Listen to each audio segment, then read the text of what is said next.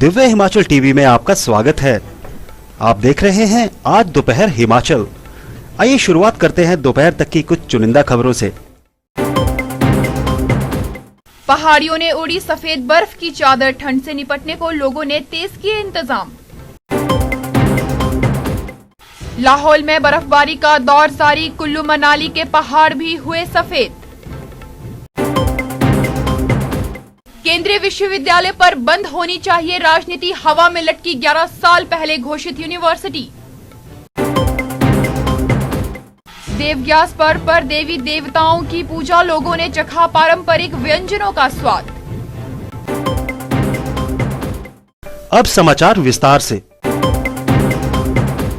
मौसम के बिगड़े मिजाज के चलते पर्यटन नगरी डलहौजी के ऊंचाई वाले क्षेत्रों लक्कड़ मंडी, डैनकुंड, कालाटोप आदि में ताजा हिमपात का दौर जारी है। इससे पहाड़ियों ने बर्फ की हल्की सफेद चादर ओढ़ ली है। दूसरी ओर निचले क्षेत्रों में रुक रुक कर बारिश हो रही है। ताजा हिमपात व बारिश के कारण तापमान में भारी गिरावट आई है, जिससे उपमंडल डलहौजी में शीतलहर का प्रकोप भी बढ़ गया है तथा लोग घर में दुबक कर रहने को मजबूर हो गए हैं। मौसम के तेवर को देखते हुए डलहौजी वासियों ने ठंड से निपटने के इंतजाम अब तेज कर दिए हैं।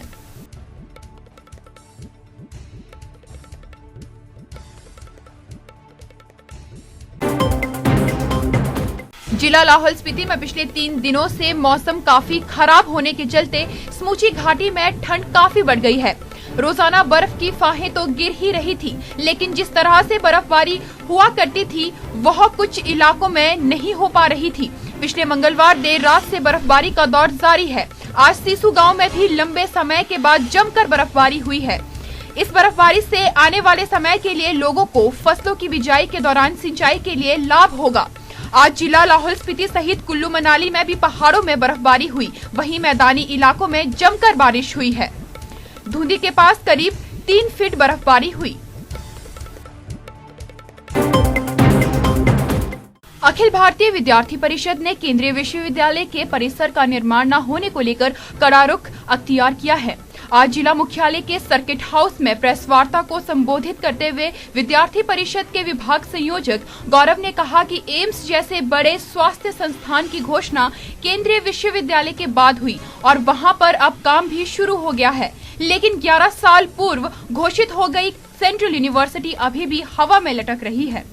उन्होंने कहा कि इस मुद्दे पर अब राजनीति बंद होनी चाहिए और जल्द से जल्द केंद्रीय विश्वविद्यालय का स्थायी परिसर स्थापित कर छात्रों को बेहतर शिक्षण सुविधाएं प्रदान की जानी चाहिए। भारतीय विद्यार्थी परिषद विभाग संयोजक उन्ना गौरव। अभी हमारा हाल ही में 22 नवंबर को अखिल भारतीय विद्यार्थी परिषद का 41वां प्रांत अधिवेशन छोटी काशी मंडी माँ भीमा काली मंदिर परिसर में 22 नवंबर शाम को संपन्न हुआ। इस अधिवेशन में नव कार्यकारिणी 2020-21 की घोषणा की गई, जिसमें हमारे प्रांत अध्यक्ष डॉक्टर सुनील ठाकुर जी व प्रांत मंत्री विशाल वर्मा जी चुने गए। इस प्रांत अधिवेशन में 2 प्रस्ताव भी पारित किए गए। हिमाचल प्रदेश का वर्तमान परिदृश्य व हिमाचल प्रदेश का वर्तमान शैक्षणिक परिदृश्य। अगर मैं वर्तमान शैक्षणिक परिदृश्य की बात करूं तो हिमाचल प्रदेश का केंद्रीय विश्वविद्यालय, जिसकी घोषणा 11 साल बीत चुके हैं, लेकिन अभी तक वहां पर एक भी ईंट नहीं लगी है। बात करूं पूर्व की सरकार की चाहे वर्तमान सरकार की, वहां पर 11 सालों में एक भी ईंट नहीं लगी और दोनों सरकारों ने वहां पर राजनीतिक रोटियां सेकने का काम किया है।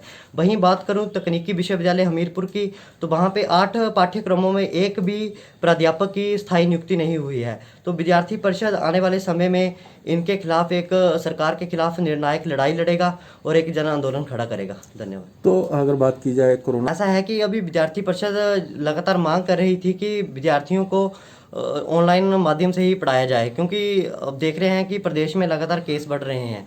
तो हमारा यही है कि सरकार इसके लिए सकारात्मक कदम उठाए। देवग्यास का पर्व आज पूरे उपमंडल पच्छाद में हर्षोल्लास से मनाया जा रहा है। इस पर्व पर लोग अपने आराध्य देवी देवताओं की पूजा अर्चना कर रहे हैं। इसी कड़ी में यहाँ भुरेश्वर महादेव मंदिर में भी पूजा अर्चना का दौर जारी रहा। पर्व पर अस्तली, महा की दाल, पटीले, खीर, पुए, पटाड़े, सिड्डू इत्यादि पारंपरिक व्यंजन बनाए जाते हैं। इस अवसर पर भुरेश्वर महादेव मंदिर में मीठे पुए, जिन्हें स्थानीय लोग बबरू भी कहते हैं, बनाकर देवता को प्रसाद लगाया गया और यहाँ आने वाले आगंतुकों को भी यही परोसे जा रहे हैं।